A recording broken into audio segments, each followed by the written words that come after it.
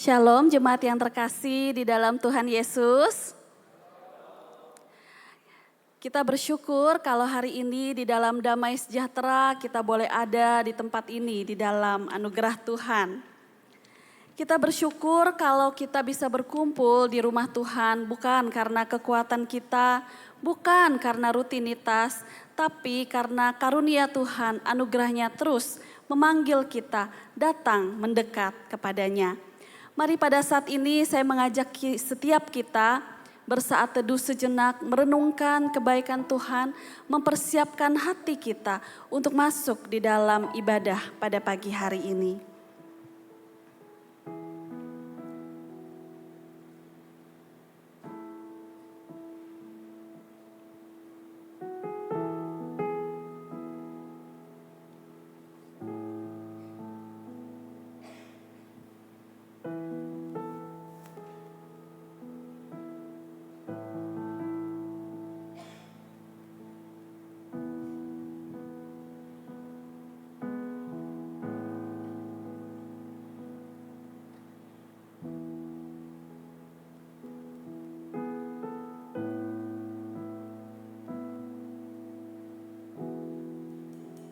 Saat teduh selesai, jemaat dipersilakan untuk bangkit berdiri.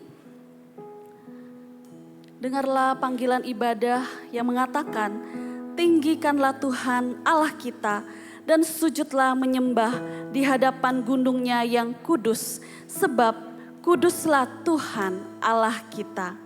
Mari pada saat ini kita mau angkat suara kita mau bersatu hati meninggikan nama Tuhan kita. Sebab hanya Dialah yang layak ditinggikan, sebab hanya Dia yang layak kita muliakan. Bagi Dia segala pujian, hormat dan syukur.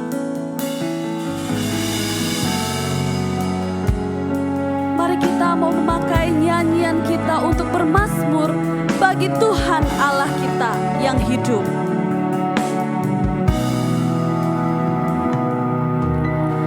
Ku bersyukur padamu Tuhan atas kasih-Mu. Ku bermazmur bagi nama-Mu yang kudus. Sebab Tuhan kebenaran kita, sebab Engkau kebenaranku, padamu ku percaya. Betapa mulianya Tuhanku, ku rindu menyatakan tinggikan diri-Mu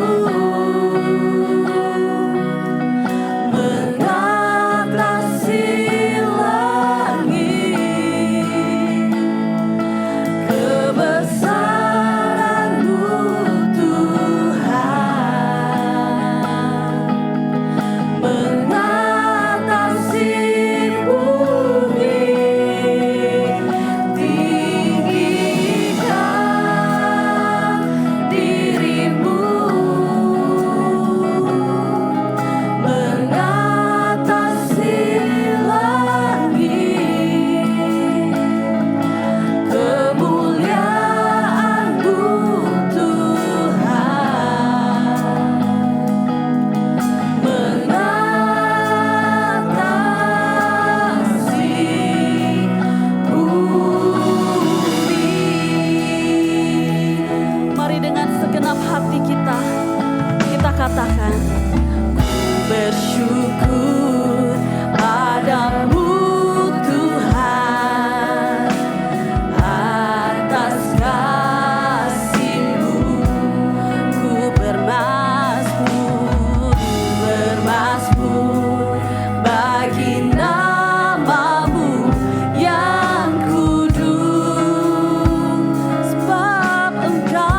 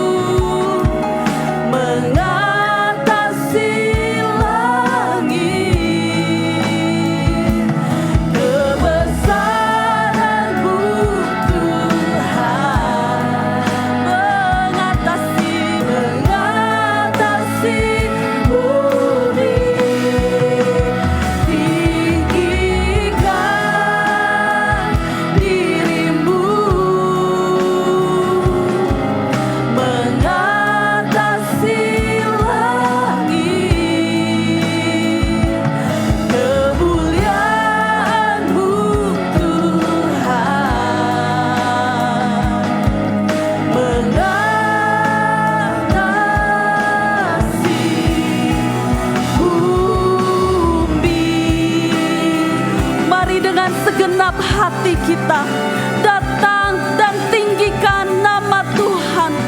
Sebab hanya Dia yang layak menerima segala pujian dan hormat kita.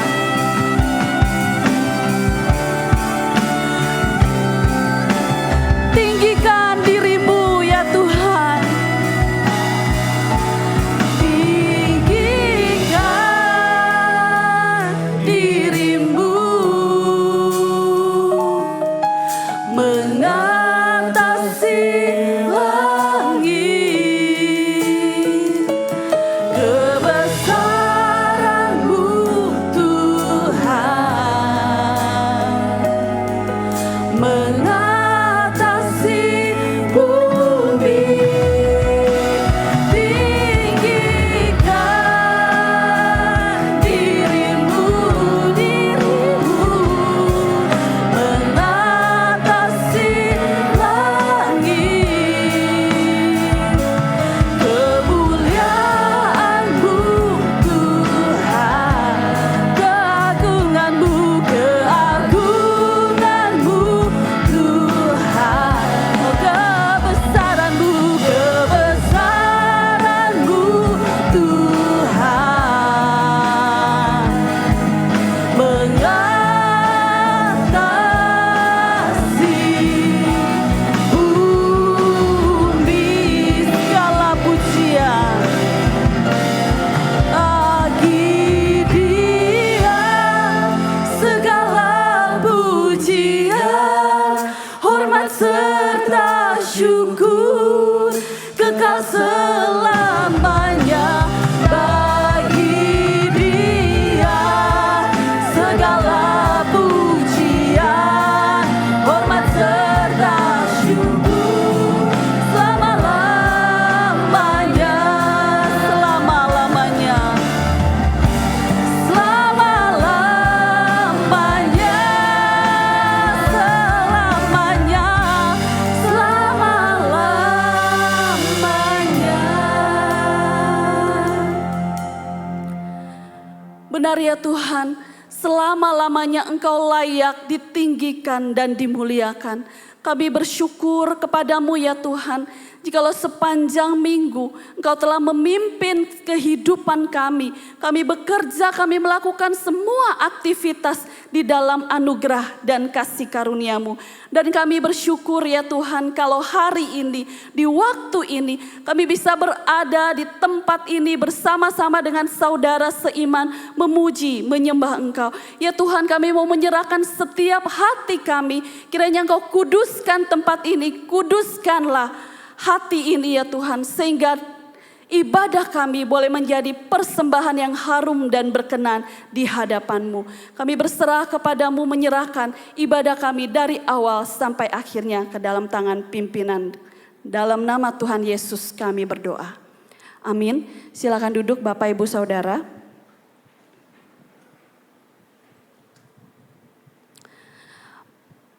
Mari pada saat ini kita datang kepada Tuhan dengan segala kerendahan hati kita. Kita mau datang kepada Tuhan yang kudus, Tuhan yang memiliki kasih karunia-Nya bagi setiap kita. Firman Tuhan berkata, korban sembelihan kepada Allah ialah jiwa yang hancur, hati yang patah dan remuk, tidak akan Kau pandang hina ya Allah. Tuhan mau kita datang kepada Dia. Dialah pemberi pengampunan, Dialah sang sumber hidup, sang sumber kasih karunia. Mari kita datang dengan kerendahan hati kita. Kita mau buka hati kita. Kita mau datang kepada Tuhan, supaya Tuhan ampuni dosa kita.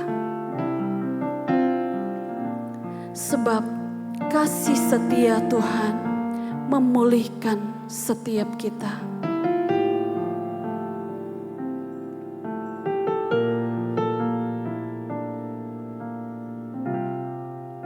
Kita serukan bersama. Tak Kau pandang hina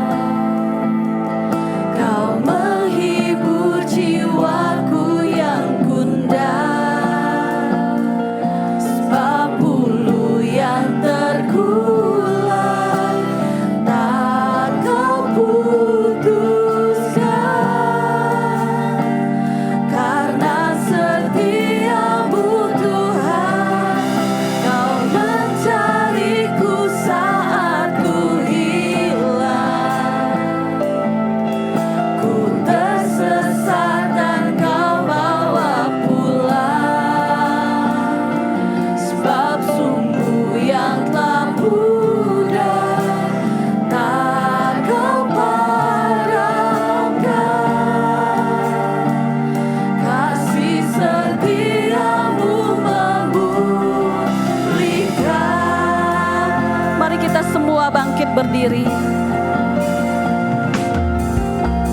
Takkan kau biarkan ku menjauh darimu ya Tuhan. Kau mencariku, kau temukanku, memulihkan hidupku.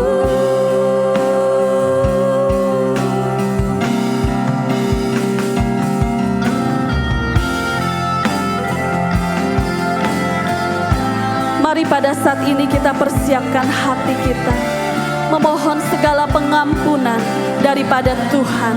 Kiranya pujian ini boleh menjadi permohonan kita, boleh menjadi doa kita kepada Tuhan. Kau balut hatiku yang terluka ya Tuhan. Kau balut hatiku yang terluka. Kau menghibur jiwaku yang gundah. Sebab bulu yang terkulai tak kau putuskan. Karena setiamu Tuhan, kau mencariku saat ku hilang. Ku tersesat dan kau bawa pulang. Sebab sumbu yang telah pudar tak kau padamkan. Kasih setiamu memulihkan. Sebab sumbu yang telah pudar tak kau padamkan. Kasih setiamu memulihkan. Kasih setiamu memulihkan.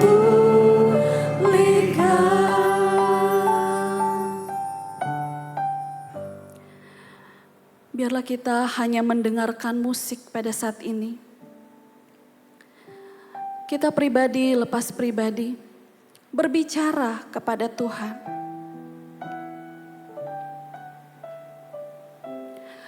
Apa dosa yang selama ini masih menguasai kita?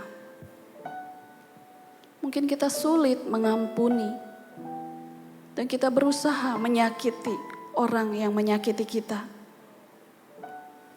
Kita gagal di dalam mengasihi. Mari kita datang kepada Tuhan. Jikalau masih ada beban dosa kebencian di dalam hati kita, datang kepada Tuhan. Tuhan tidak memandang hina setiap kita.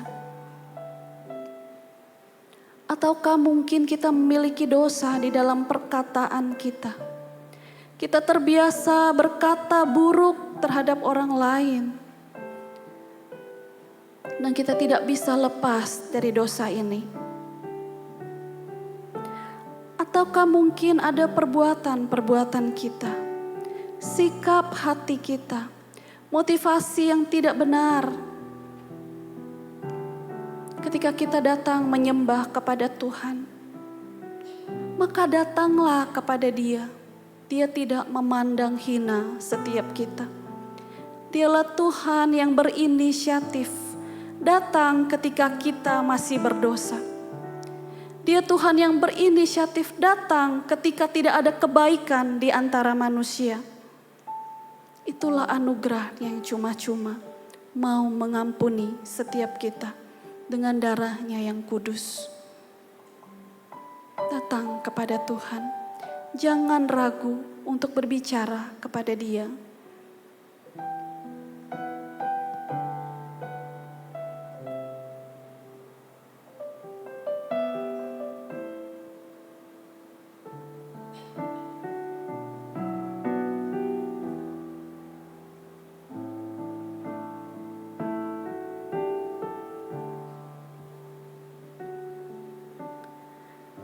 Ya Tuhan kami, Engkau lihat setiap hati kami. Hati kami terbuka di hadapan-Mu dan tidak ada yang tersembunyi ya Tuhan. Segala pikiran dan niat hati kami Engkau tahu. Tuhan, kami datang kepadamu. Tuhan, mungkin selama ini kami tidak sanggup melepaskan diri dari dosa yang selama ini mengikat kami. Dan kami terus menikmati dosa itu. Tuhan, kami datang kepadamu. Kami mau berubah ya Tuhan, ampuni kami. Ya Tuhan, kami datang kepadamu dengan segenap hati kami. Kami percaya Engkau bebaskan kami. Kami percaya Engkau ampuni kami. Karena tidak ada yang mustahil bagimu ya Tuhan.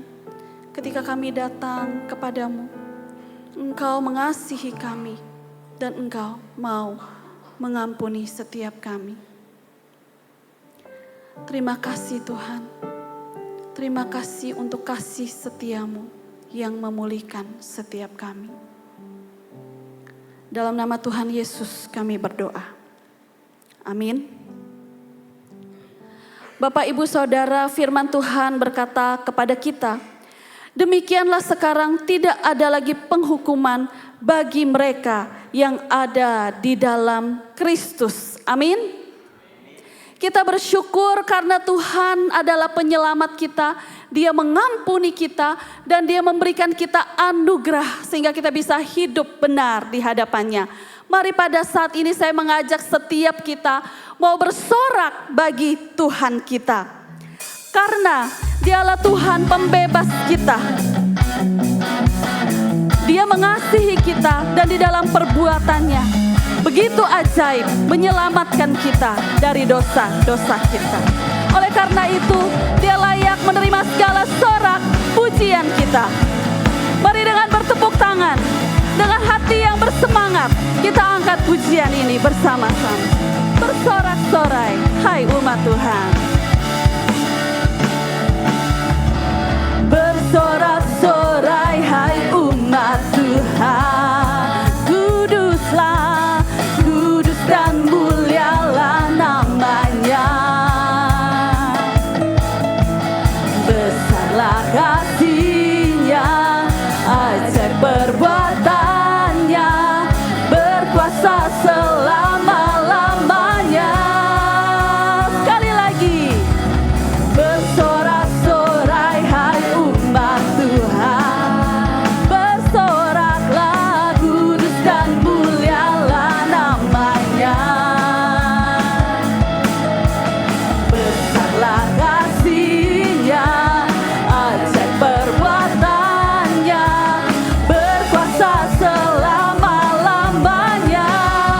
Segenap hati serukan bagi Dia yang memerintah, yang layak terima segala pujian bagi Dia yang bertata, surga bumi sujud menyembah di hadapannya.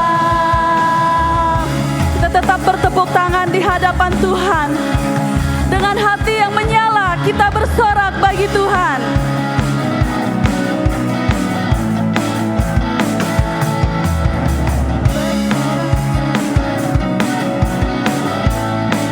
Satu suara serukan. Bersorak-sorai hai umat Tuhan.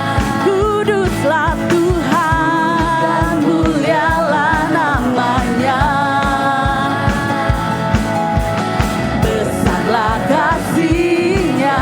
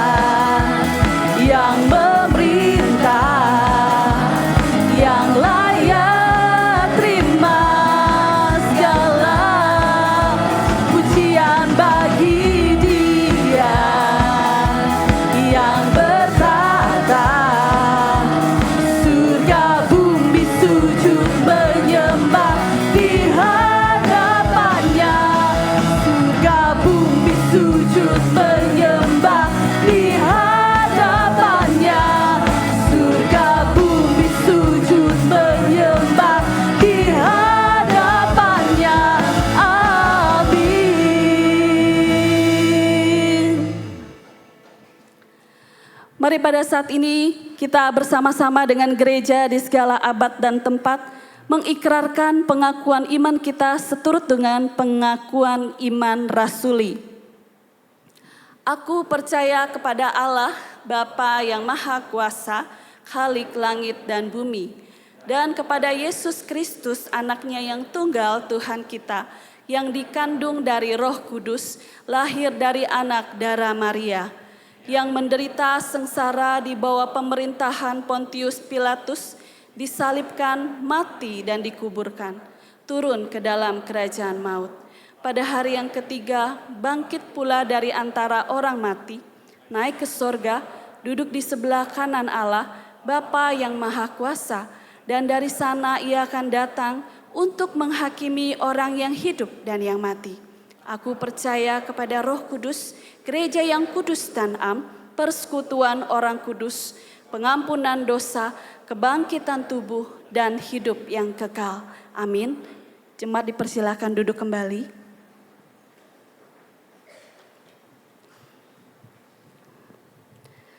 Bapak Ibu Saudara, kita telah memuji menyembah Tuhan kita. Namun ada satu hal yang Tuhan rindukan. Dia mau kita lebih lagi di dalam hidup kita. Bukan hanya suara kita yang memuji, bukan hanya hati yang tersentuh, tetapi hidup yang dipenuhi oleh kebenaran firman Tuhan. Maka pada saat ini, biarlah kita menyiapkan hati dan pikiran kita, kembali kita akan diberkati oleh firman Tuhan. Kita mau sama-sama katakan, Tuhan, penuhiku dengan firman-Mu. Biarlah pujian ini boleh menjadi doa setiap kita. Kita siapkan hati kita.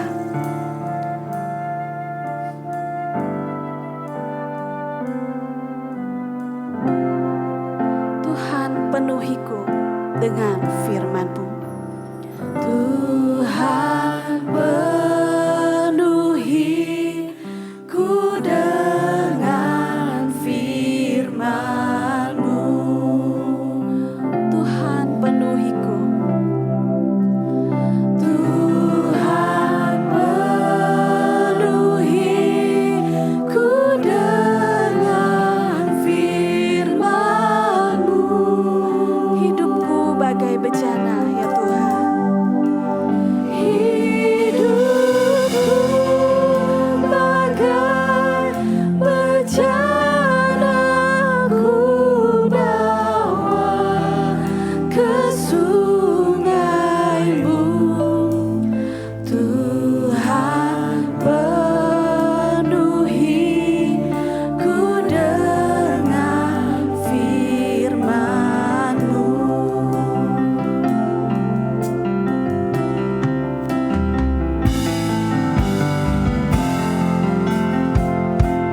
Biarlah hati kita menjadi tanah yang subur untuk ditanam benih firman Tuhan.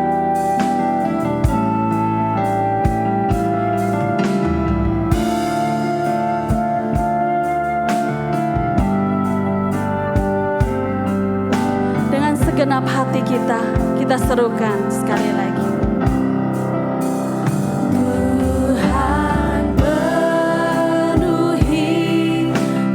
dengan firman-Mu.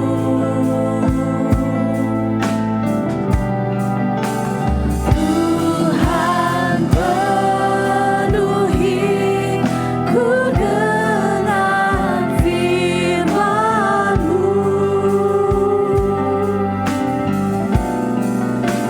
Hidupku bagai bejana, ku bawa ke sungai-Mu. Tuhan, penuhiku dengan firman-Mu. Hidupku bagai bejana. Hidupku bagai bejana, ku bawa ke sungai-Mu. Tuhan,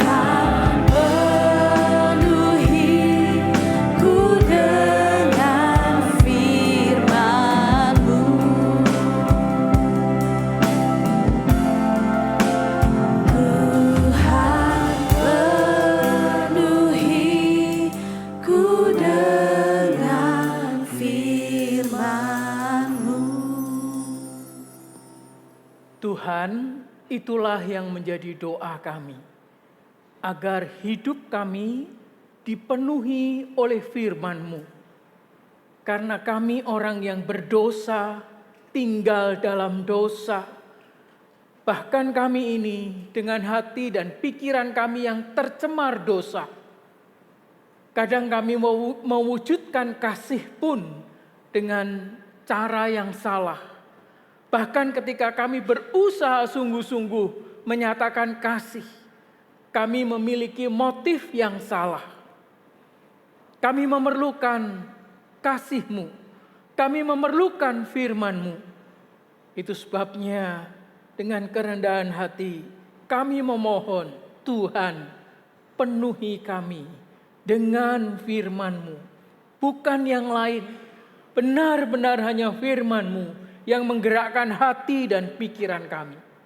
Dan biarlah melalui ibadah, melalui firman, penguraiannya, kami bersama-sama merasakan kehadiran-Mu. Dan hidup kami digerakkan oleh firman-Mu. Urapi setiap kami, baik hamba-Mu dan setiap kami yang mendengar. Di dalam nama Tuhan Yesus kami berdoa. Amin. Shalom Bapak Ibu Saudara yang dikasihi Tuhan. Puji nama Tuhan. Bapak Ibu Saudara yang dikasihi Tuhan, kita akan kembali membaca firman dan belajar bagaimana kasih yang diwujud nyatakan secara aktif dan benar. Saudara-saudara, kadang-kadang ya dalam dunia kita ini orang begitu mudah mengekspresikan kasih. Atau dengan mudah mengatakan, aku mengasihimu, aku berbelas kasihan.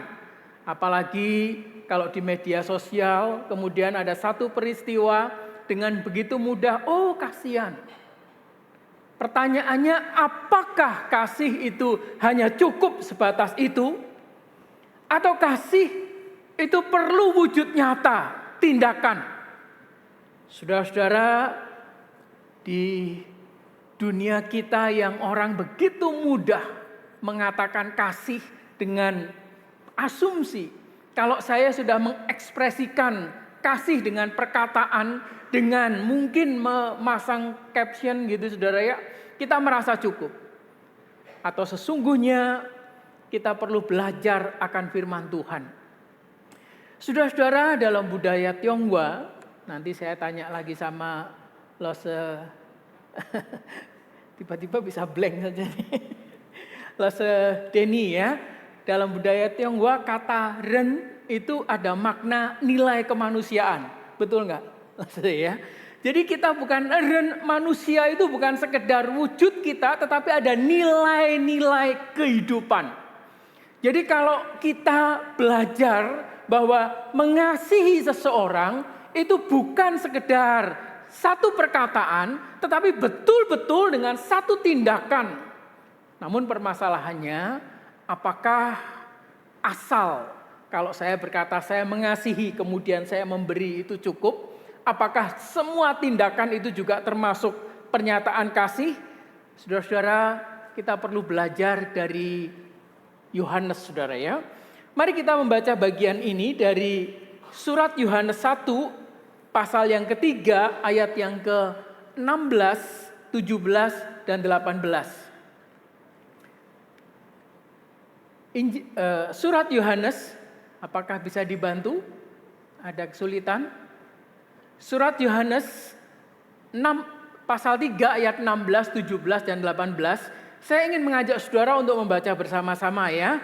Saya baca judulnya, Bapak Ibu Saudara membaca ayatnya ya. 1 Yohanes 3 ayat 16 sampai 18. 2, 3. Dengan inilah kita mengenal kasih, yaitu bahwa Kristus telah menyerahkan nyawanya untuk kita.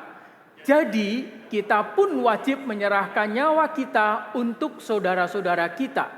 Siapa yang mempunyai harta duniawi dan melihat saudaranya menderita kekurangan, tetapi menutup pintu hatinya terhadap saudaranya itu, bagaimanakah kasih Allah dapat tinggal di dalamnya?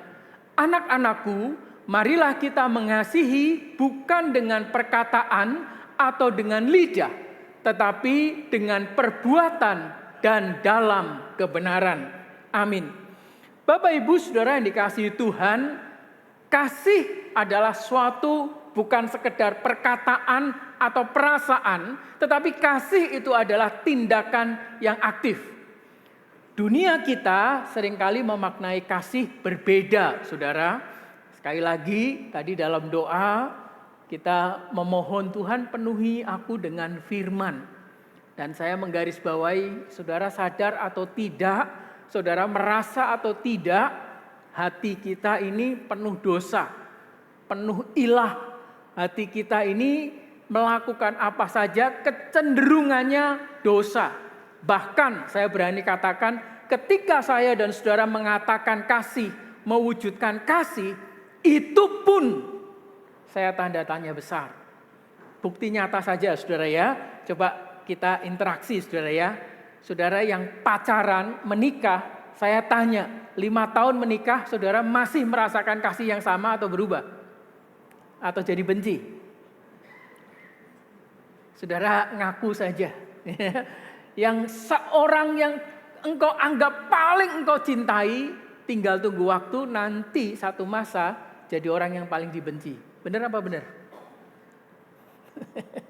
Kadang-kadang kalau orang yang mau konseling pranikah sama saya sambil bercanda, oke, kamu mau nikah? Saya tanya satu hal, kalau kamu gak siap, gak usah nikah. Saya tanya gini, kamu bisa gak semeja makan dengan orang yang paling kamu benci? Ada yang ngomong gak bisa, ada yang ngomong bisa tapi ya asal-asalan cepet-cepet. Saya tanya lagi, kamu bisa gak makan dengan semeja orang yang paling kamu benci sedunia dan kamu bisa menikmati makanan? Rata-rata ngomong gak bisa. Kalau gak bisa gak usah nikah. Betul gak? Suami istri yang sudah menikah 5 tahun kadang kesel gitu sampai makan bersama istri aja gak bisa. Saya ingin katakan bahwa kita kerap kali juga tidak tahu tentang kasih. Saudara-saudara, kalau kita melihat konteks dari ayat yang di atas, ya, ketika kenapa Yohanes menuliskan bagian ini konteksnya banyak ajaran sesat, ya, dan Yohanes ingin menegaskan Allah itu kasih, Allah itu terang dalam surat ini, Allah itu kebenaran. Ya. Dengan ajaran sesat bahkan penyimpangan-penyimpangan dalam kasih, kemudian Yohanes menuliskan surat ini. Itu sebabnya saudara, kasih itu bukan hanya dengan perkataan atau perasaan, tetapi kasih itu adalah sebuah pengorbanan. Kasih itu didefinisikan oleh pengorbanan Kristus. Jadi, kasih bukan sekedar perasaan atau kata-kata, tetapi harus terlihat dalam tindakan yang nyata. Saudara, mari kita masuk secara detail ayat yang ke-16, saudara ya. Di sana dikatakan, dengan inilah kita mengenal kasih, yaitu bahwa Kristus telah menyerahkan nyawanya untuk kita. Jadi, kita pun wajib menyerahkan nyawa kita untuk saudara-saudara. Bukti kasih Yesus itu dia menyerahkan nyawanya dengan sukarela. Ya. Jadi kalau saudara sebagai orang Kristen, pengikut Kristus, saudara tidak boleh mengatakan hanya sekedar kasih itu ketika saya merasa berbelas kasihan kepada orang lain. Atau kadang karena saya tertarik dengan seseorang lawan jenis lalu berkata saya mengasihimu. Itu bukan kasih yang benar. Itu hanya ungkapan emosi yang sesaat, yang bisa berubah kapanpun itu saudara. Jadi kasih kalau dikatakan saudara pengikut Kristus, standarnya adalah kasih Kristus. Apa maksudnya?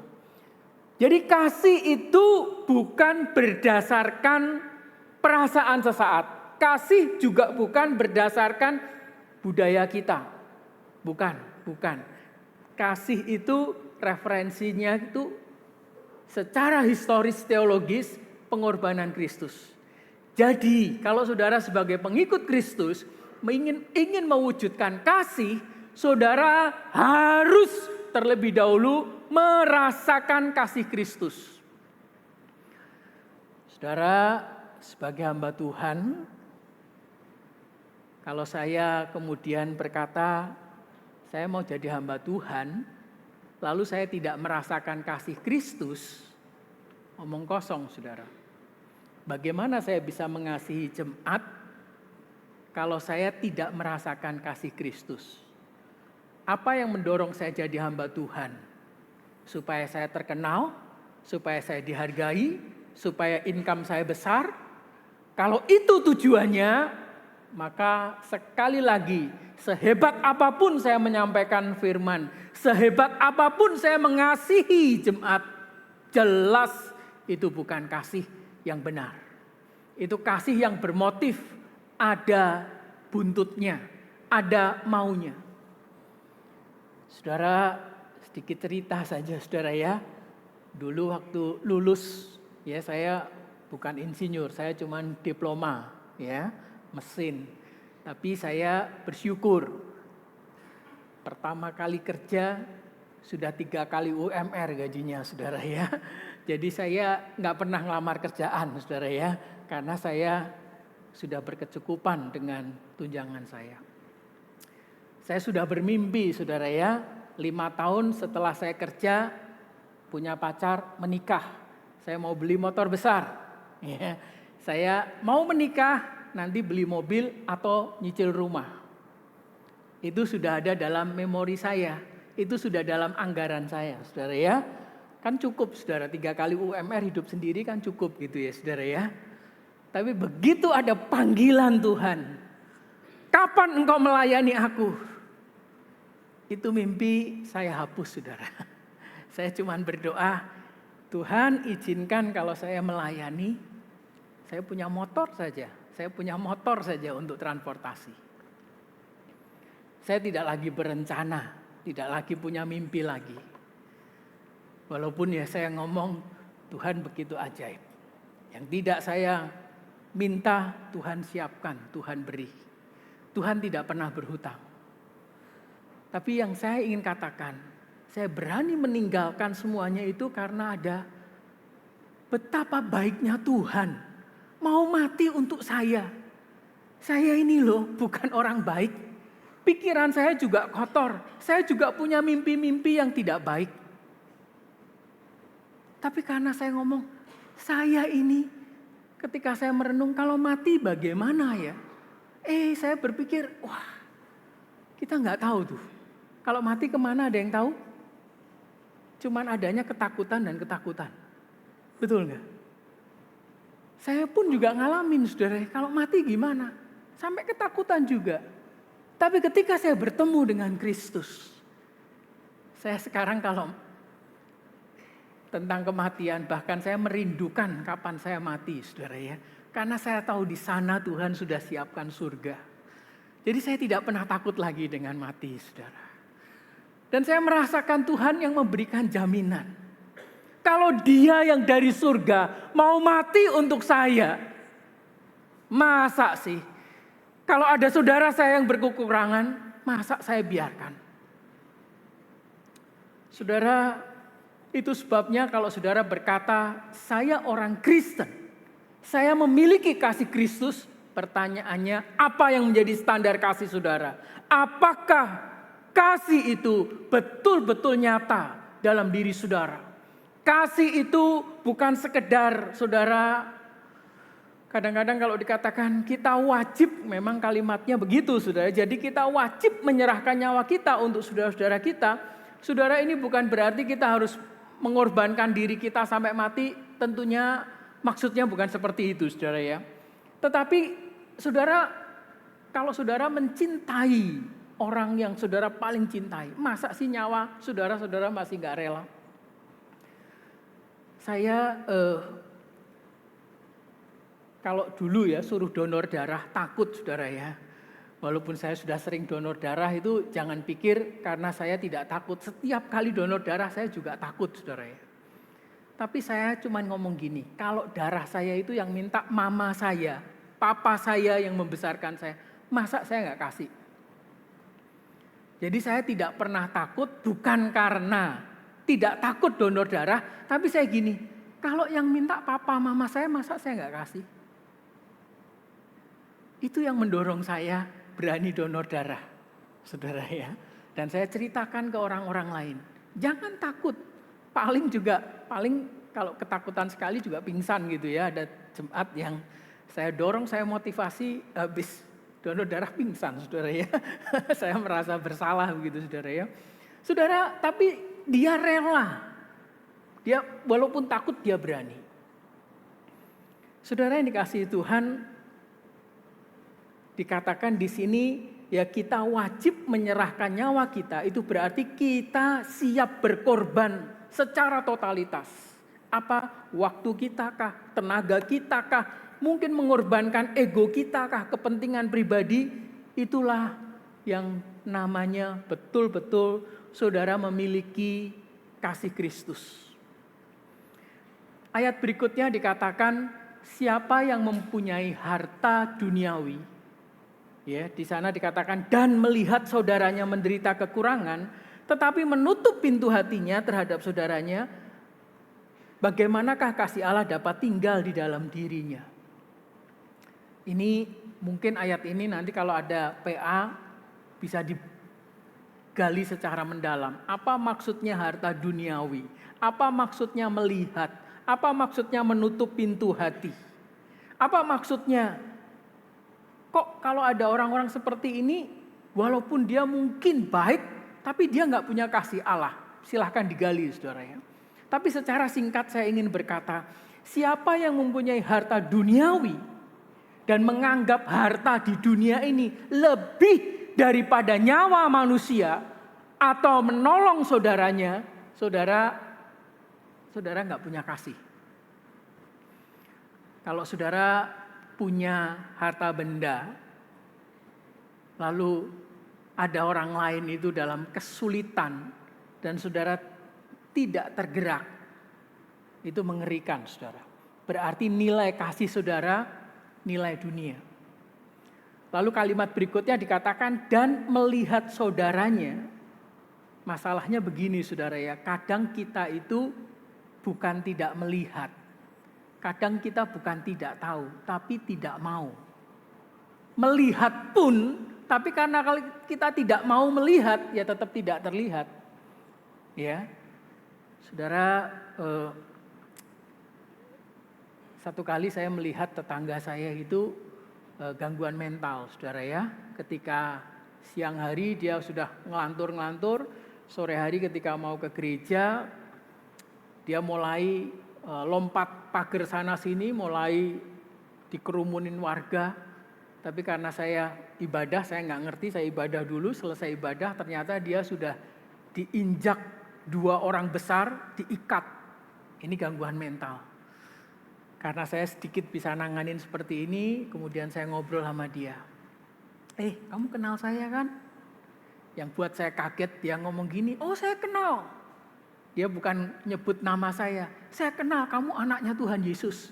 Ini saya tinggal di komplek muslim, saudara ya. Bagi saya surprise itu. Saya kenal Pak Bagio, kamu anaknya Tuhan Yesus. Oke, kamu dengar suara saya ya. Oke, jangan marah-marah ya. Saya ajak Pak kamu ke rumah sakit. Iya. Itu orang-orang di situ ketakutan, talinya itu nggak boleh dilepas menurut tetangga. Ya sudah, saya taruh di belakang mobil, saya ajak ke rumah sakit jiwa. Saudara, kalau kita tidak bisa melihat orang yang menderita, lalu kita hanya dengan ketakutan dan kemarahan, orang gangguan mental bukan ditolong tapi malah, ya nggak salah juga sih ya, saya tidak mengatakan salah karena dia lompat sana membahayakan orang lain menurut orang-orang lingkungan, dia diinjek 2 orang terus diikat. Saya melihat peristiwa itu pas pulang bawa mobil, saya berhenti, saya ngomong, sebentar, saya ngomong, kamu dengar saya ya? Iya, terus dilepas. Sekali lagi saya tidak menyalahkan yang nangkep ya, karena dia nggak ngerti. Tapi ketika saya melihat dia, hati saya ini kasihan orang. Ini manusia, walaupun dia gangguan mental, dia manusia. Permasalahannya kadang kita tidak mampu melihat. Saudara-saudara yang dikasihi Tuhan, kalau kita menilai kehidupan ini hanya berdasarkan nilai harta benda dunia saja, tapi tidak melihat itu sebagai nyawa, sebagai saudara yang perlu dikasihi, maka kata Alkitab, kita tidak memiliki kasih Allah. Mungkin kita punya emosi, mungkin kita punya empati, tapi bukan kasih yang benar yang diajarkan oleh Tuhan. Itu sebabnya ujian atas kasih adalah kasih itu diuji melalui kepedulian, hal-hal yang realistis, yang praktis. Melihat kebutuhan tetapi tidak menolong, itu berarti kita menutup pintu hati kita. Itu sengaja mengeraskan hati. Terjemahan lain mengatakan, kalau sampai kita menutup pintu hati, atau kita sengaja tidak mau memberi, itu kita mengeraskan hati. Dan itu mengerikan, saudara. Kalau kita sudah mengeraskan hati, jangan ngomong kita punya kasih Allah. Iman yang sejati itu menyentuh kebutuhan nyata. Ini bukan sekedar teori. Lukas pasal yang ke-10 tentang perumpamaan orang Samaria. Saudara tahu kan ya, ketika ditanya orang-orang Farisi dan ahli Taurat, siapakah sesamaku manusia? Tuhan tidak menjawab secara langsung. Tetapi kemudian dia memberikan satu ilustrasi. Ada orang yang dirampok lalu dalam kondisi setengah mati. Seorang imam lewat, membiarkan saja. Seorang Lewi lewat, dibiarkan saja. Tapi orang Samaria yang dianggap orang yang rendahan bagi orang Yahudi, dia menolong. Saudara, orang imam yang lewat itu bukan masalah dia rohaniwan, bukan saudara. Tapi imam yang lewat itu bisa ditafsirkan bahwa ini orang yang sudah ngerti aturan, ngerti tata krama, ngerti tentang kasih, ngerti firman Tuhan. Tetapi ketika melihat orang yang sedang berkebutuhan, dia tutup mata. Dia lewat saja. Dia mengeraskan hatinya dengan berbagai alasan. Aku terlambat nanti. Kalau saya pegang orang yang berdarah ini, nanti najis, saya harus kerepotan. Hatinya ditutup. Jadi bukan masalah imam. Saya ingin katakan, pengetahuan saudara itu bisa menyesatkan kalau saudara bukan memahami kasih dari Kristus. Tapi kalau kasih saudara dan saya hanya berdasarkan, saya nggak punya uang, jadi saya nggak bisa nolong. Sudah saudara, itu bukan kasih. Ada orang Lewi, katakan aktivis atau orang yang sibuk. Lihat orang yang sedang berkekurangan lalu lewat begitu saja dengan berbagai alasan. Aku tidak sempat menolong dia, aku ditunggu di sana. Kalau saya harus melayani, kalau ada orang kecelakaan lalu saya harus nolong dia. Nanti yang mimpin jadi MC siapa? Nanti yang pelayanan pemusik siapa? Sekali lagi, Tuhan kemudian membandingkan dengan orang yang dianggap orang Samaria. Ketika ada orang yang berkekurangan, dia membersihkan lukanya, bahkan membawa ke penginapan, mengeluarkan uangnya. Saudara-saudara yang dikasihi Tuhan, kasih itu tindakan nyata. Ayat yang ke-18 kemudian mengatakan, marilah kita mengasihi bukan dengan perkataan dan lidah, tetapi dengan perbuatan dan dalam kebenaran. Bentuk kasih Kristen bukan hanya perkataan dan retorika belaka, tetapi nyata. Lalu motifnya tulus.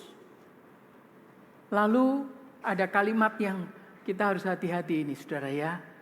Bukan hanya kita melakukan perbuatan dengan motif yang tulus sesuai dengan Injil enggak. ada seorang yang baik hati karena ini anaknya kena kasus masuk penjara, dilepaskan. Walaupun sudah ketahuan anaknya ini mencuri, memperkosa, dengan segala seperti itu. Katanya saya mengasihi, ya sudahlah bayar supaya anaknya keluar. Ini kasih, ini menyesatkan orang yang harusnya dihukum. Dengan alasan kasih, kemudian menolong. Bukan kasih ini.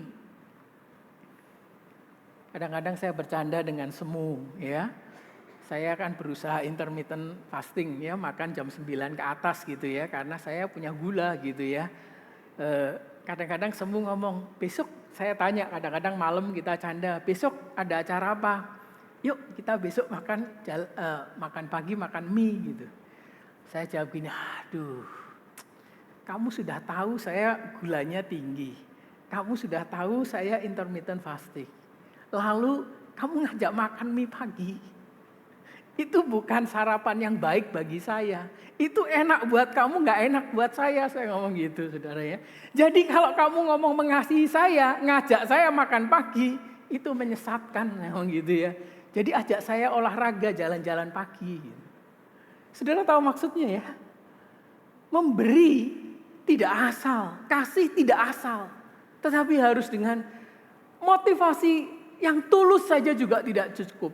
Tapi apakah itu sesuai dengan Injil? Itu sebabnya Yohanes mempunyai alur pikir seperti ini. Saudara kalau mau mengerti tentang kasih, itu pasti dasarnya salib atau pengorbanan Kristus. Saudara merasakan kasih Tuhan, anugerah Tuhan, baru saudara ngerti. Lalu apa orang-orang yang tidak kenal Kristus atau orang-orang yang tidak merasakan kasih Kristus lalu melakukan perbuatan-perbuatan kasih, apakah itu tidak kasih? Saya katakan itu kasih, tapi bukan kasih Kristiani. Kasih orang Kristen harus berdasarkan salib Kristus. Lalu dalam kepedulian, saudara ya. Ini diuji dalam kehidupan sehari-hari. Lalu perintah yang Tuhan inginkan kita bertindak secara nyata. Itu sebabnya Bapak Ibu Saudara yang dikasihi Tuhan, John Stott berkata, kasih Kristen bukan sekedar kata-kata yang indah, tetapi tindakan yang berani berkorban. Kalau kita berkorban tetapi kita tidak merasakan korban Kristus, maka pertanyaannya motifnya apa berani berkorban? Karena saya mencintai dia, Pak. Dia cantik banget loh, dia baik, jadi saya mau berkorban. Stop, saudara. Ini hanya emosi. Ini bukan kasih yang benar. Ini nanti menimbulkan kesesatan. Ya, kasih orang Kristen mengacu kepada rasakan kebaikan Tuhan. Dia loh Tuhan yang dari surga mau mati untuk saudara. Mau menanggung korban di kayu salib. Saudara kenal orang ini. Siapa saudara? Dia gelarnya apa? S3. Dia orang yang kaya. Dia orang yang kuat. Dia orang yang merasakan kasih Kristus. Lalu dia penuh dengan kasih Kristus. Dia melakukan merawat orang-orang yang dalam kesulitan karena digerakkan kasih Kristus. Saudara, dia mengatakan demikian saudara ya. Tidak semua orang dapat melakukan hal yang benar. Namun setiap orang dapat melakukan hal yang kecil dengan cinta yang besar. Saya ingin katakan saudara, tidak ada alasan bagi saya dan saudara untuk tidak mengekspresikan kasih. Tidak ada alasan. Dengan tenaga, dengan kepedulian. Saudara, kasih bukan tentang harta benda saja, tetapi hati yang digerakkan oleh Tuhan. Namun kerap kali kita terjebak ke sini, saudara. Ketika melihat seseorang kita cenderung menghakimi, menilai, mencari alasan. Kalau ini terjadi dalam hidup kita, nggak usah kita ngomong mengasihi. Kadang-kadang itu yang terjadi dalam hidup kita. Kamu kan anak Tuhan, harus berani mengasihi. Jadi kamu harus minta maaf sama dia. Wah, nggak bisa, dia mah orangnya begini. Ya betul saudara, kalau saudara nggak merasakan kasih Tuhan, nggak bisa saudara minta maaf. Nggak bisa saudara merendahkan hati. Itu sebabnya kasih yang aktif, kasih yang bertindak benar, kasih yang berasal dari Tuhan. Saudara-saudara yang dikasihi Tuhan, Kristus sudah mati untuk kita karena cintanya yang begitu besar. Dia mau mati untuk saya dan saudara. Karena itu apa yang harus kita lakukan dalam hidup kita? Saudara, kasih seharusnya terlibat dalam pelayanan dan kepedulian sosial. Kasih bukan hanya kata-kata. Bukan tidak boleh mengatakan, saudara ya. Orang-orang kuno, ya termasuk kakak saya sama papa saya kalau ngomong mengasihi itu dia ngomong nggak pernah. Mama sudah tahu, pasangan saya tahu. Kita tetap perlu ngomong. Tapi ngomong saja juga nggak cukup. Mesti dengan satu perbuatan. Karena kasih itu mesti ya pengorbanan. Itu sebabnya standar kasih adalah salib Kristus. Saudara-saudara, di depan ada meja perjamuan yang mengingatkan dia mati untuk saya dan saudara. Dia mengundang saudara mengikuti perjamuan kudus. Nanti ketika saudara pegang roti dan anggur, saudara ya memang yang saudara pegang itu roti dan anggur memang. Tapi ini perwujudan. Ini tubuh Kristus. Diingatkan dia terpecah. Darahnya tercurah. Untuk membasuh saudara menjadi anak-anaknya. Mari kita tundukkan kepala. Tuhan, kami bersyukur kalau Engkau memanggil kami menjadi umat-Mu. Bahkan Engkau memberikan jaminan keselamatan. Padahal kami tidak layak. Kami orang yang berdosa. Dan kami belum berbuat apa-apa. Bahkan ketika kami belum ada di muka bumi, Engkau menyatakan kasih-Mu yang begitu besar. Bahkan ketika kami masih dalam dosa, Engkau mati buat kami. Tuhan, terima kasih kalau Engkau mengajarkan kasih yang sejati. Kasih yang bertindak dengan benar. Tuhan, terima kasih. Biarlah kebenaran firman Tuhan dan perjamuan kudus menolong kami mengingat kasih dari Tuhan. Di dalam nama Tuhan Yesus kami berdoa. Amin. Mari kita persiapkan hati kita untuk menerima perjamuan kudus. Puji-pujian yang sudah dipersiapkan salib-Mu. Pada ayat yang kedua atau ref, saya undang rekan-rekan pelayan meja perjamuan untuk maju ke depan. Saudara-saudara, perjamuan kudus disediakan untuk setiap kita yang dibaptis dewasa atau disidi. Kami mengundang Bapak Ibu Saudara dari gereja manapun untuk mengikuti perjamuan kudus. Namun sebelum menerima roti dan anggur, saudara koreksi hati, apakah ada ganjalan? Kalau saudara masih ada ganjalan, Matius mengingatkan, tunda. Baru bulan depan saudara boleh datang kembali setelah menyelesaikan pergumulan hati saudara. Mari kita naikkan pujian ini, dekat ke salib-Mu.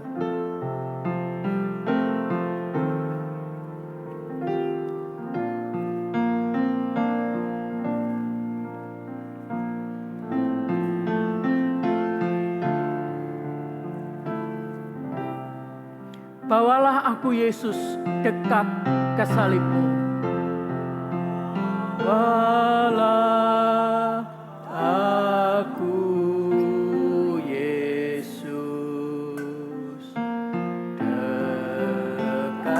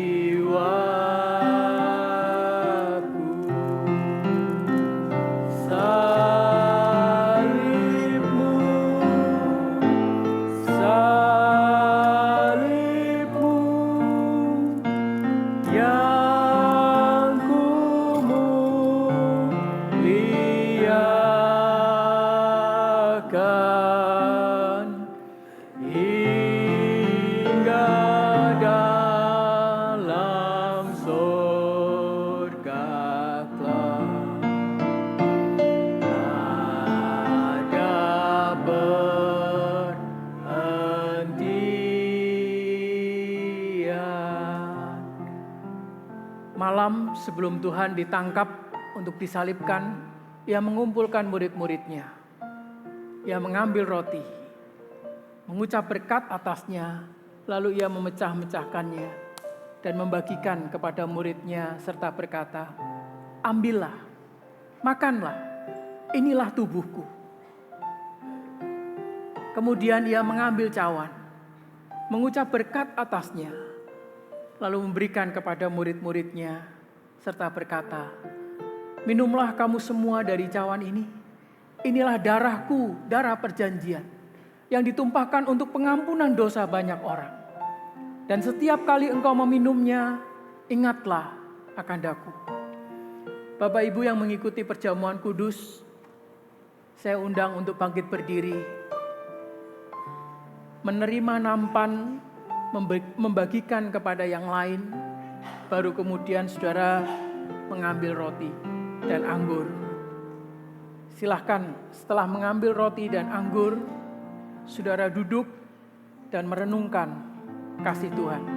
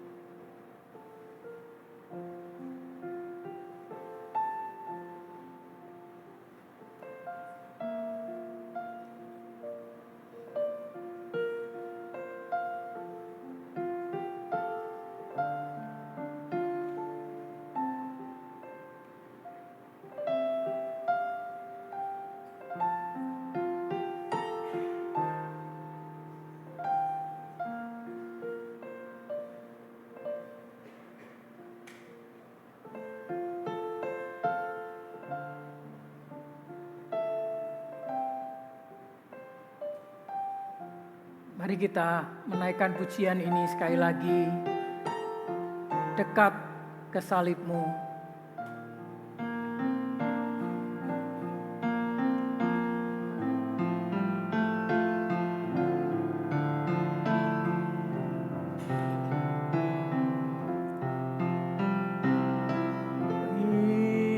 Imanku yang terkecil,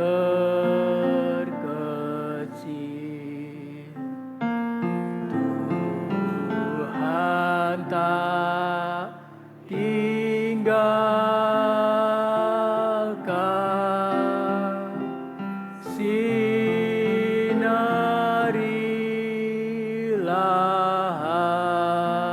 hatiku dengan Roh Kudus-Mu.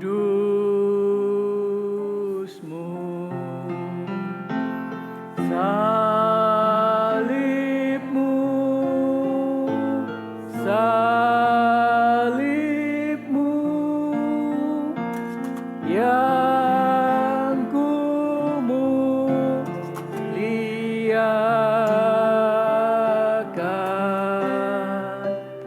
hingga dalam sorga kelak.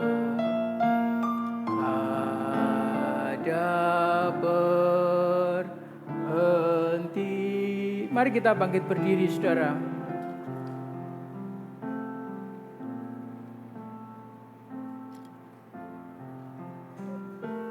Saudara yang dikasihi Tuhan, Dia rela mati untuk kita.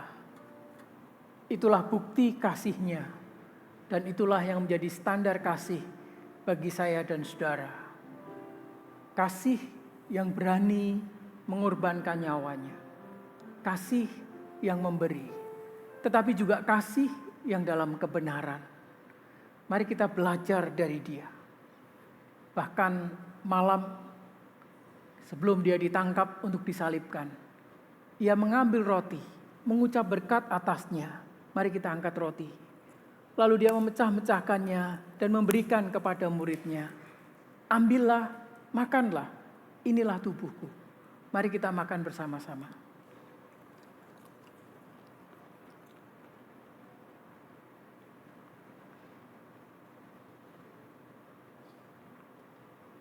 Mari kita angkat cawan. Setelah itu Ia mengambil cawan, mengucap berkat atasnya, lalu memberikan kepada murid-Nya. Minumlah kamu semua dari cawan ini, dan ingatlah aku setiap kali engkau meminumnya. Mari kita minum bersama-sama dan mengingat pengorbanan Kristus bagi saya dan saudara.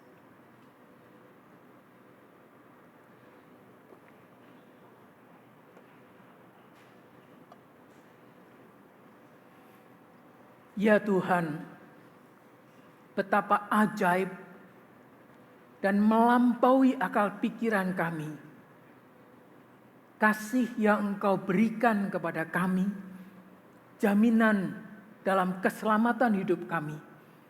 Bahkan senantiasa Engkau menjaga dan memelihara kami dalam kehidupan ini. Tuhan, terima kasih melalui roti dan anggur yang kami rasa dalam mulut kami.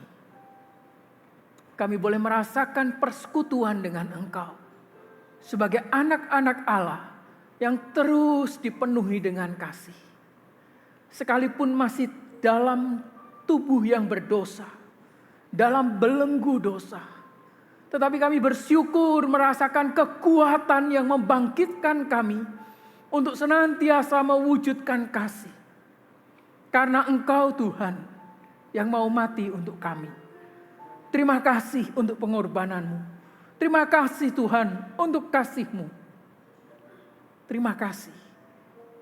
Biarlah kasih yang kami terima kembali terpancar dalam perkataan, perbuatan, dan ketulusan hati kami sesuai dengan Injil-Mu. Terima kasih Tuhan. Di dalam nama Tuhan Yesus kami berdoa. Amin. Silakan duduk Bapak Ibu Saudara.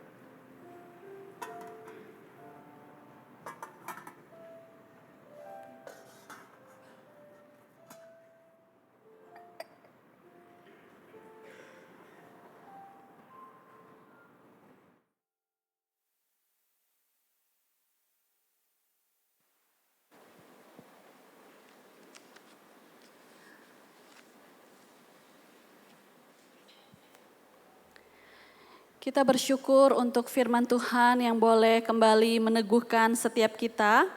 Dan kita bersyukur kita boleh bersama-sama mengingat kembali betapa kasih Tuhan di dalam kehidupan kita melalui perjamuan kudus. Mari pada saat ini kita mau memberikan persembahan ke dalam rumah Tuhan. Dengan sukacita kita angkat satu pujian, betapa ku bersyukur kepada Tuhan.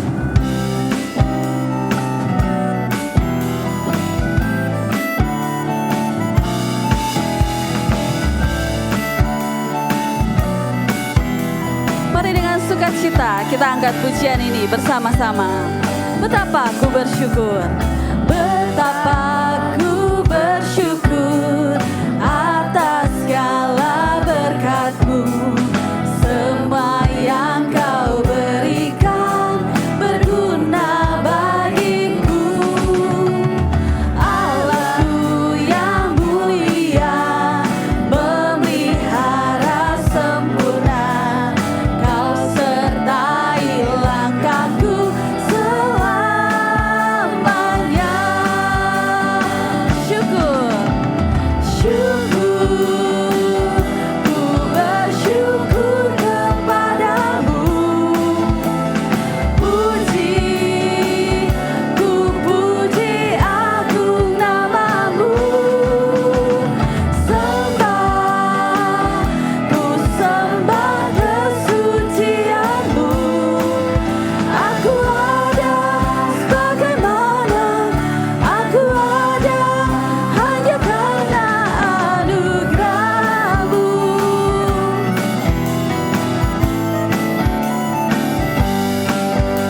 Betapa ku bersyukur, betapa ku bersyukur atas segala berkat-Mu, semua yang Kau berikan berguna bagiku.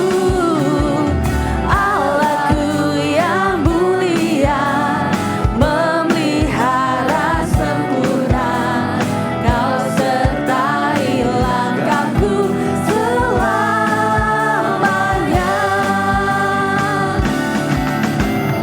Syukur, ku bersyukur kepadamu.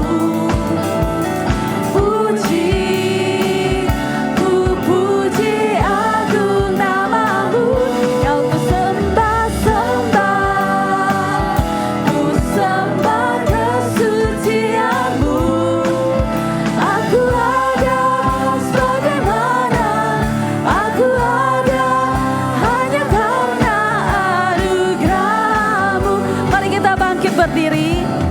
Syukur, ku bersyukur kepadamu. Puji, ku puji agung nama-Mu. Sembah, ku sembah kesucian-Mu. Aku ada sebagaimana aku ada hanya karena anugerah-Mu. Aku ada sebagaimana aku ada hanya karena anugerah-Mu.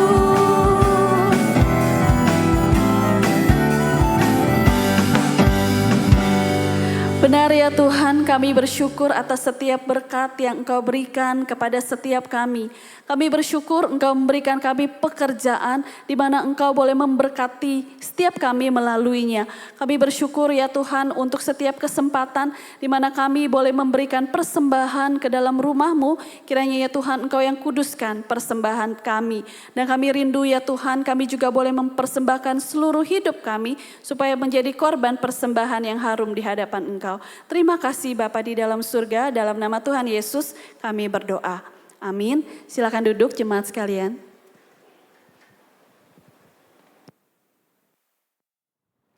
Shalom Bapak Ibu Saudara.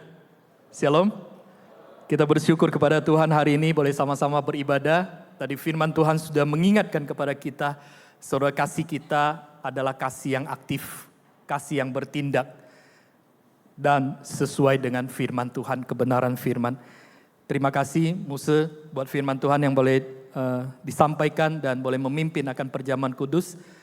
Kiranya Tuhan yang boleh terus pakai di dalam seluruh pelayanan. Dan juga terima kasih buat saudara-saudaraku, rekan-rekanku yang boleh melayani kita dalam ibadah KU2. Tuhan Yesus memberkati. Saudara-saudara, di tengah-tengah ibadah kita ada satu jemaat namanya Ibu Kristi. Ibu Kristi boleh bangkit berdiri supaya kami boleh kenal. Iya, selamat datang Bu Kristi. Masih ada yang pertama kali?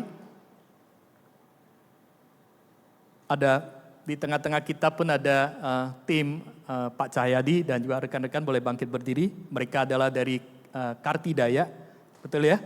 Ya, silakan. Ya, senang sekali hari ini boleh sama-sama datang dan beribadah bersama-sama. Tuhan Yesus memberkati. Sudah, Kartidaya ini adalah salah satu mereka itu menerjemahkan Alkitab bahasa ke dalam bahasa-bahasa daerah. Ada ke dalam bahasa Dayak, Dayak pun ada macam-macam gitu ya. Kemudian ada bahasa Hakka dan juga ada bahasa Teochew. Ya, kita sangat senang. Tuhan Yesus terus memberkati.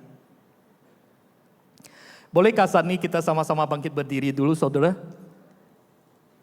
Saudara, saya ingin mengajak kita bersalaman kepada kiri kanan kita, saudara, karena kita sudah 1 minggu tidak berkata, berucap, mungkin sudah.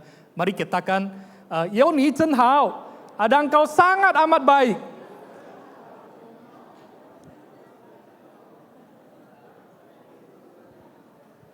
Ya.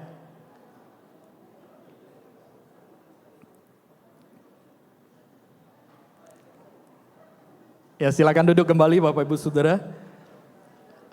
Ada satu lagi saya lupa perkenalkan, ada Ibu Jessica dan Ibu Monik. Mana mereka ya? Ada? Oh ya, silakan bangkit berdiri. Senang sekali hari ini boleh sama-sama kami juga di tempat ini untuk boleh beribadah. Mereka itu dari GKI Greenfield, temannya Lause Stefani ya. Kita bersyukur boleh sama-sama ada untuk boleh beribadah. Tuhan memberkati. Saudara, ada beberapa warta yang akan disampaikan nanti jam 12 siang, ada pelatihan WL dan Singer. Jadi rekan-rekan yang sudah mendaftarkan diri ataupun yang belum mendaftarkan diri, atau saudara yang sudah setengah tahun dan punya komitmen untuk setia dan mau atestasi, saudara, kami mengundang untuk sama-sama kita boleh belajar, mempersiapkan diri kita untuk boleh melayani di dalam pelayanan WL dan Singer. Dan kemudian juga kelas katekisasi juga akan dimulai di siang hari ini, jam 12 siang di lantai 2 juga di ruang yang kecil. Bagi Bapak Ibu Saudara yang sudah daftar diri nanti di lantai 2 dan yang belum mendaftarkan diri atau mau memberi diri untuk dibaptis, saudara, kami juga mendorong masih membuka kesempatan untuk sama-sama kita boleh belajar. Atau Bapak Ibu Saudara yang mungkin belum siap untuk dibaptis tapi pengen untuk lebih mendalami tentang iman Kristen, kami juga membuka ruang ini untuk boleh sama-sama ikut akan kelas ini supaya kita boleh semakin mengerti tentang iman Kristen, percaya kepada Yesus Kristus. Kemudian next atestasi masuk, kami juga menghimbau Bapak Ibu Saudara yang sudah minimal setengah tahun sudah setia beribadah di gereja terus-menerus, mari yuk gabung menjadi anggota dari GKI Pontianak. Saudara, kenapa kita mendorong Bapak Ibu Saudara yang sudah setengah tahun minimal ibadah di gereja untuk menjadi anggota? Setidaknya ada beberapa alasan. Yang pertama, saudara, itu adalah memberitahukan komitmen kita kepada saudara-saudara seiman bahwa kita pengen setia, pengen sama-sama bertumbuh, pengen sama-sama kita boleh melayani di tempat ini. Dan yang kedua, saudara, juga mengizinkan jemaat untuk memiliki ekspektasi terhadap kita atau harapan-harapan kepada kita. Saudara, mungkin sudah jemaat punya harapan yang besar kepada kita. Dan mungkin kita punya potensi yang Tuhan titipkan kepada kita untuk kita boleh layani bersama-sama. Saudara, kalau kita tidak menjadi anggota, sudah mungkin salah satu pelayanan yang tidak bisa adalah menjadi BPBJ atau menjadi majelis dalam kegerejaan. Oleh sebab itu, saudara-saudara, kami sangat menghimbau Bapak Ibu Saudara yang sudah komitmen untuk beribadah di gereja dan sudah setengah tahun, ayo bergabunglah menjadi anggota GKI Pontianak. Dan alasan yang ketiga, saudara, mengapa perlu atestasi, saudara, adalah bentuk menyerahkan diri untuk mau digembalakan di tempat ini. Saudara, ketika mungkin kau punya pergumulan dan sebagainya, saudara, engkau bersedia untuk diarahkan, dibimbing melalui akan hamba-hamba Tuhan atau pemimpin-pemimpin dalam gereja di tempat ini. Oleh sebab itu sekali lagi saudara-saudara, saya mendorong saudara yang sudah setengah tahun dan mau komitmen terus setia beribadah di tempat ini. Ayo gabunglah bersama-sama kita menjadi keluarga besar GKI Pontianak. Dan kami juga terus mendorong saudara-saudara untuk boleh luangkan waktu di tengah-tengah kesibukan. Mari yuk saudara hadir di dalam kebaktian doa Rabu malam. Kita bisa kembali di tengah-tengah kesibukan kita mungkin. Saudara, kita boleh kumpul dengan saudara-saudara seiman. Kita bisa cerita-cerita, kita bisa doa bersama-sama.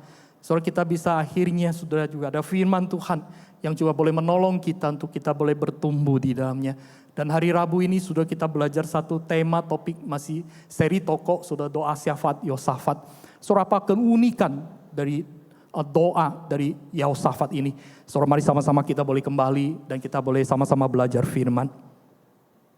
Dan saudara, Imlek tahun ini jatuh pada tanggal 17 Februari. Ya, jadi kita ada ibadah tahun baru Imlek atau hari pertama saudara di jam 8 pagi. Sebab itu mendorong semua jemaat Tuhan. Saudara jangan berpikir, Pak Denny saya bukan orang Tionghoa. Ya, saya tidak kenal budaya Tionghoa. Saudara, dari awal saya sudah katakan, saudara, engkau bukan orang asing, engkau bukan pendatang. Tapi engkau dan saya adalah keluarga, anggota keluarga di dalam Tuhan. Oleh sebab itu saudara-saudara, saya mendorong semua jemaat Tuhan untuk boleh ambil bagian di dalam ibadah Imlek ini sudah. Karena ini adalah acara kita, keluarga kita sudah, acara kita bersama-sama. Sebab itu saya dorong kita semua untuk sama-sama kita boleh hadir. Saudara, kita belajar satu tema tentang berkat sejati. Cenceng de cufu. Saudara, apa maksudnya saudara? Mari kita boleh sama-sama kita boleh temukan akan jawabannya. Demikian warta, saat ini saya mengajak kita sama-sama untuk bangkit berdiri. Dengarkanlah akan berita pengutusan kepada setiap kita. Dan di atas semuanya itu, kenakanlah kasih sebagai pengikat yang mempersatukan dan menyempurnakan. Amin. Kita tutup ibadah, naikkan doksologi, doa berkat dipimpin oleh Pendeta Bagio.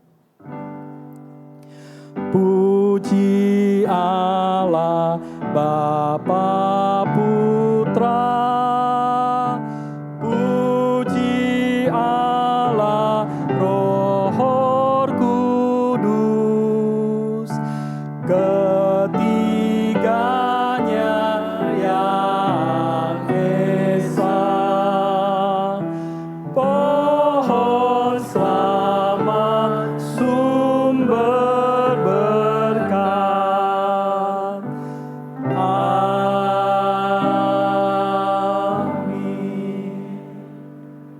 Tuhan, terima kasih untuk perbuatan ajaib-Mu dalam kehidupan kami. Dan kini saatnya kami kembali ke rumah kami, ke tempat lingkungan kami berada, untuk menyatakan, mewujud nyatakan kasih-Mu. Dan biarlah kami memiliki kemampuan yang dari Tuhan. Terima kasih untuk kebenaran firman-Mu. Saudara-saudaraku yang terkasih, arahkanlah hatimu kepada Tuhan dan terimalah berkat Tuhan. Kasih karunia dari Allah Bapa, Allah Anak, Allah Roh Kudus akan senantiasa memberikan kekuatan dan penghiburan mulai saat ini sampai selama-lamanya. Amin.